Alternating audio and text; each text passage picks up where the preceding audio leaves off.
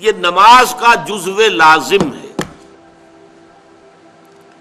اصل نماز یہی ہے. یہ تو بعد میں آپ کو ایک حدیث قدسی سناؤں گا انشاءاللہ، اگلا جو درس ہوگا اس کے حوالے سے بہت سی باتیں واضح ہوگی. اس وقت یہ ہے کہ اصل نماز یہی ہے، یہ سورہ فاتحہ. چنانچہ میں آپ کو حدیث سنا رہا ہوں جو صحیح بخاری میں بھی ہے، صحیح مسلم میں بھی ہے، جامع ترمذی میں بھی ہے، سنن ابی داود میں بھی ہے، سنن نسائی میں بھی ہے، اور بہت سی کتابوں میں موجود ہے.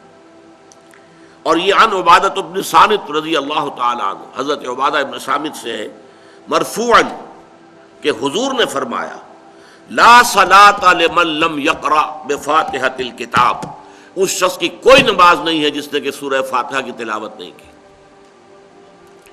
اب اس سے ہمارے ہاں ایک بڑا اختلاف پیدا ہوا، وہ نوٹ کر لیجیے.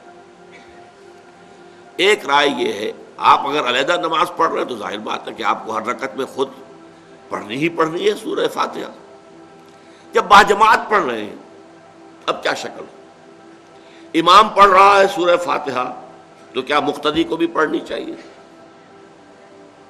اس حدیث میں جو الفاظ کی شدت ہے اس کی بنا پر رجحان یہ ہوتا ہے کہ یقیناً اس صورت میں ہر شخص کو لا صلاۃ لمن لم یقرأ بفاتحۃ الکتاب، جس نے کہ فاتحہ کی تلاوت نہیں کی، قرأت نہیں کی، اس کی کوئی نماز ہی نہیں.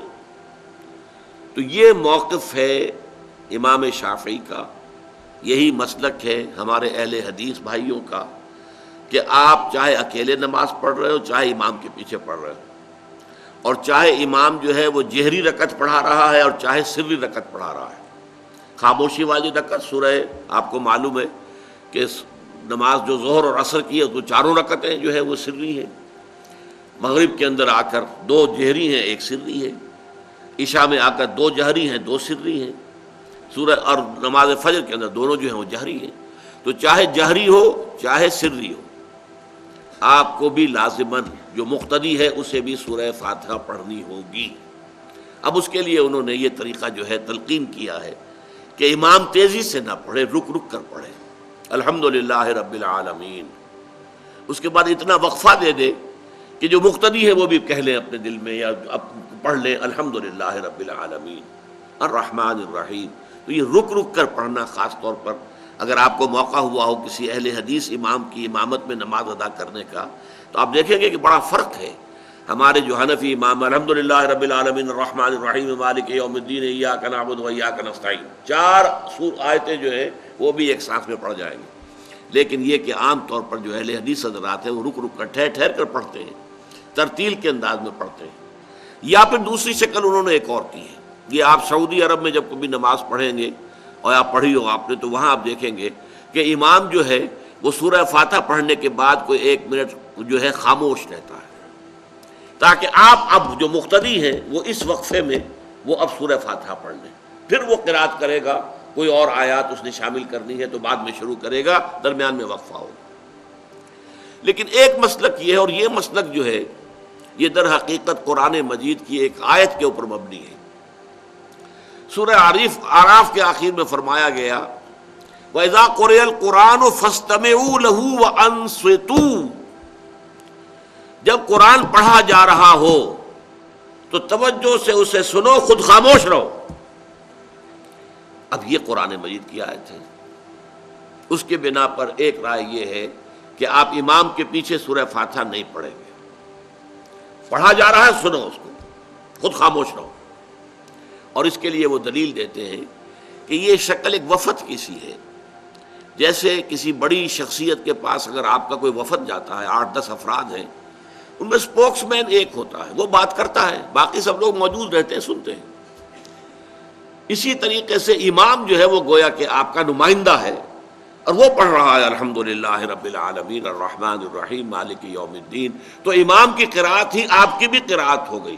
گویا کہ اس آیت سے، اس حدیث سے اختلاف نہیں ہے، اس کی تعبیر سے اختلاف ہے کہ امام کا قرأت کر لینا در حقیقت مقتدیوں کی طرف سے بھی قرأت ہے.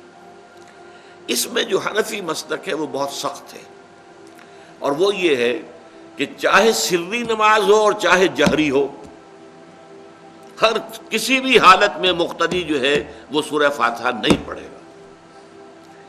اب اس میں ذرا سا سوال پیدا ہوتا ہے کہ جہری رکعت میں تو اس آیت کا اطلاق ہو جائے گا کہ وَإِذَا قُرِئَ الْقُرْآنُ فَاسْتَمِعُوا لَهُ وَأَنصِتُوا، سری میں تو اس آیت کا اطلاق نہیں ہوتا۔